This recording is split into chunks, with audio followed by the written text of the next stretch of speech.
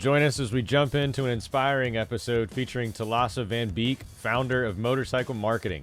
Thalassa opens up about her early life, her initial love for horses, and how a chance encounter at a motorcycle trade show ignited her passion for motorcycles. Follow her journey from modeling and hospitality to becoming a digital nomad and ultimately establishing her niche marketing agency. So tune in for an excellent life story of resilience and passion with Thalassa.